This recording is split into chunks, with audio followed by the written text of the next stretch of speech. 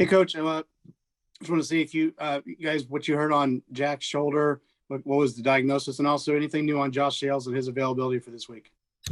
Yeah, so first of all, with Jack, it does have a shoulder injury, as we mentioned. So he'll be out for the rest of the regular season. Will not require surgery, but will take several weeks to heal up. So, he'll be out here at this time. And then Josh Sales is still not cleared yet to be able to say for sure for Saturday. Just trying to get him squared away. So we'll know more tomorrow with him. All right, Zach and Jim. Hey, Tom, sorry, I hit share screen here. Sorry about that.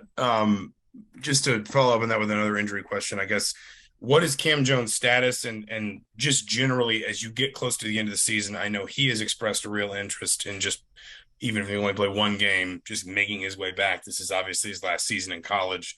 But is there a point at which you consider sort of advising him to just say, you may have a future beyond this, and we just don't want to risk that, so maybe we're just going to sit you down? Well, we actually had a similar discussion this week together, just he and I, and about that very thing. He's still working through it. He's not cleared to play yet, and so getting closer without question. And definitely, as we get into these last few weeks here, we got to make sure we do what's best for him, and that's what I told him. And so, with the counsel of our doctors and himself and his family, so we'll collectively come to a decision on that. But yeah, there's no question. I want to always. I care more about his personal health and his future. And we all know that he has a very, very bright future ahead of him at the next level. And so we want to make sure we always do everything we can to help him with that. So that's definitely a conversation we've already had, are currently having, and will continue to have here in the next couple of weeks. Jim and Jack. Hi, Tom. Going up this week, one of the toughest challenges of the season, without question. That's just short of a David Goliath going to the Coliseum. You're facing one of the top teams in the country, a team that's favored, one of the teams favored winning the national championship. Is this a time to make and try changes offensively that there's been talk about, and things that hasn't worked and things to look at? Is this a time where you can try that, or is it too difficult with the challenge that's coming up? Well, there's no question that they create a lot of challenges. You've stated that everybody knows who they are and what they were expected to do this year and really every year, and they have as good a team as they've had since I've been here. So I know their expectations are for winning a national championship. So, but bottom line is that there's a balance with that. That you go there to find a way to win the game. And that's why you play the game. I get it. They're highly favored, and I understand that and why that they are. And so, but at the same time, you don't, you never, surrender to anything without question in that mindset. So to answer your question, and the reason I say that is because it does obviously factor into what you do.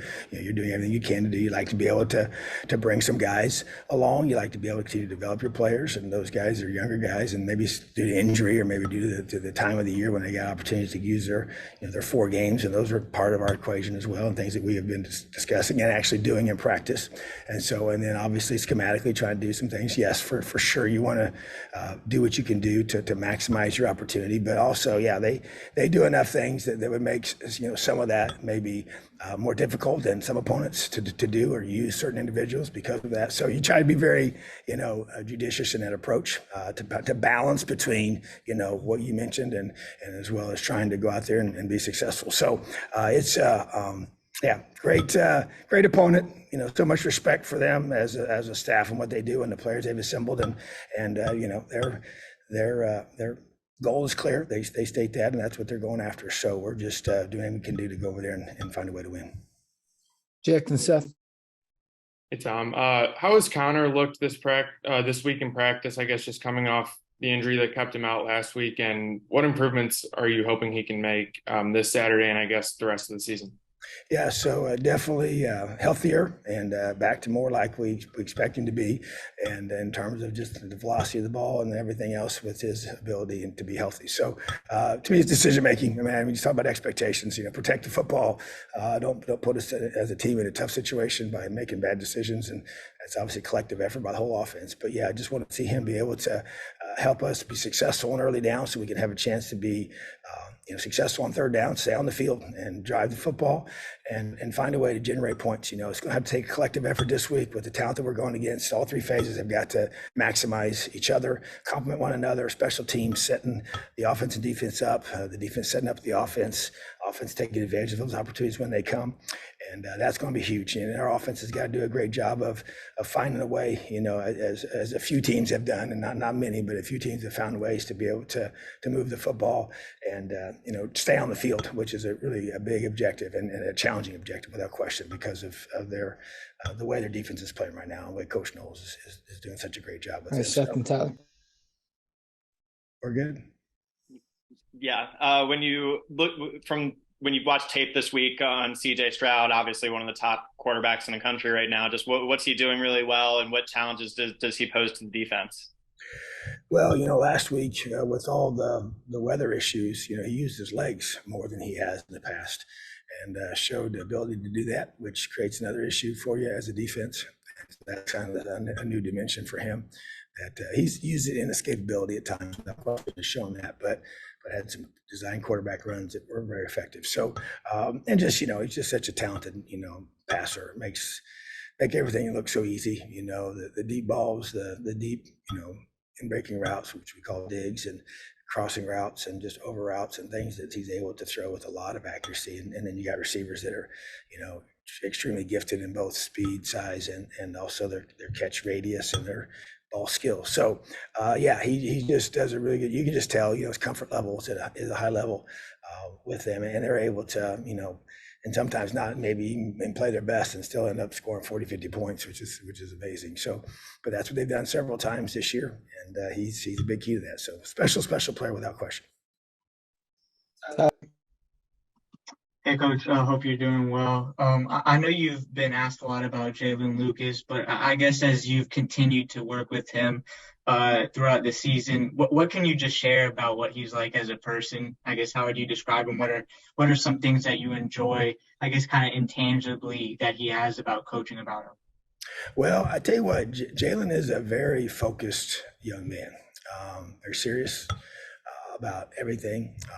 Isn't a guy that I've ever had to get on one time about not being locked in, not being. Sometimes freshmen, you kind of act like freshmen, and so he doesn't really have that about him. Like you said, football is important to him. His workouts, how he takes care of his body, just the way he goes about his business is a pretty mature approach, which I love, and I enjoy him because he's here to compete and wants to win, and so, but very unselfish guy, he's a team guy, and whatever he's got to do to help us, I've seen him just spend hours and hours and hours trying to work on his, special teams catching ability and punts and kickoffs and I mean, just over and over and over and over and over. So just wants to be great, and that's a great quality to have, and definitely a joy to have on this football team, and just love his mindset, love his work ethic, and I think he's just beginning to scratch the surface of how good he can be. All right, thanks, Tom. Awesome. Have a great day, Elio.